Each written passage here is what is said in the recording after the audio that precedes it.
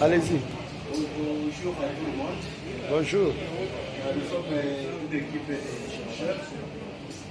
Nous allons nous présenter. Je m'appelle Fosté Diak. Je suis acteur de santé et d'environnement.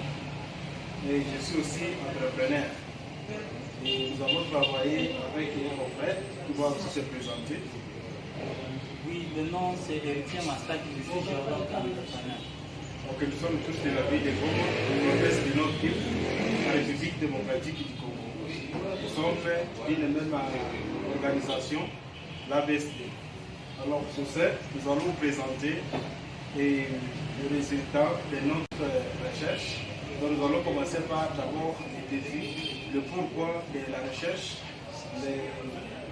Le défi était la déforestation que nous avons constaté au niveau de la PNV du Parc national de Virunga, qui est toujours en menace par la surexploitation. Il y a aussi des menaces de construction, il y a des menaces minières et par les miniers artisanales. Il y a aussi des incendies qui ne cessent aussi de se manifester au niveau du pays de vie suite à cette déforestation. Alors, les grandes causes, il y a aussi l'ignorance des règles environnementales que la population et d'autres décideurs tantôt ignorent. Alors, vous allez comprendre que les phénomènes ne se passent pas seulement en République démocratique du Congo, il y en a aussi ailleurs comme la forêt d'Amazonie qui était beaucoup plus protégée, mais aujourd'hui elle est aussi menacée par la population du Brésil. Donc vous allez voir presque 9 500 000 hectares qui sont déjà menacés par la population. Alors à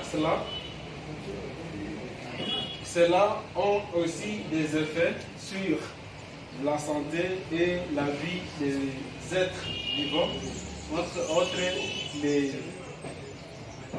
Entre autres, vous allez voir par les images les espèces qui sont déjà à péril, d'autres perdent leur vie suite aux effets de la déforestation. Donc vous allez voir même un monsieur qui détient un animal qui est mort suite à ces effets-là de la déforestation. Alors, parmi ces effets-là, nous avons aussi la désertification, soit la fragilité du sol qui aussi occasionne des glissements de terrain. Il y a aussi les coulées de boue et d'autres effets parce qu'ils ne sont pas protégés. Comme impact, nous allons voir aussi l'impact. Il y a augmentation des taux de maladies cancérigènes parce qu'il y a eu absence, soit diminution de l'oxygène au niveau de l'environnement. Il y en a aussi d'autres maladies qui apparaissent comme des maladies épidémiques. Il y en a aussi des pandémies. On peut citer l'épidémie d'Ebola qui est aussi liée à les effets de l'environnement.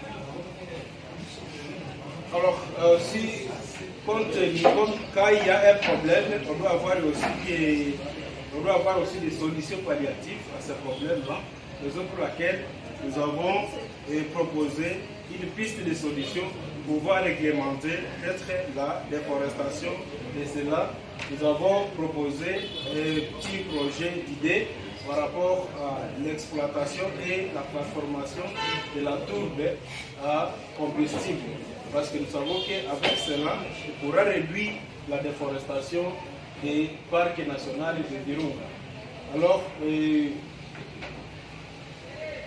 la tourbe, vous allez voir la manière dont on va appliquer, vous allez voir la tourbe, il y en a plusieurs formes de cette tourbe-là, parce que ça donne des cantons de briquettes selon le besoin du consommateur, on peut fabriquer autant.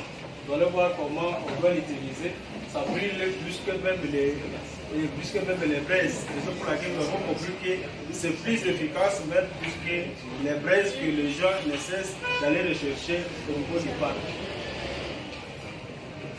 Alors, comme c'est un projet qui doit nous coûter beaucoup plus, vous allez voir comme le schéma est là, vous allez voir le moule que nous allons utiliser pour qu'on puisse avoir différentes formes de cette tourbe. Et c'est un projet qui va nous coûter plus de 1,620,000. Alors, il faudrait qu'il y ait au moins l'appui de tout et chacun.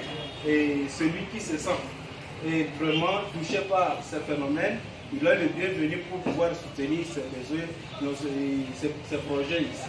Nous vous remercions et nous sommes en équipe, comme je l'ai dit, de 2 personnes. Il y a moi comme Foster Iliata et de mon côté. Merci beaucoup. Merci beaucoup.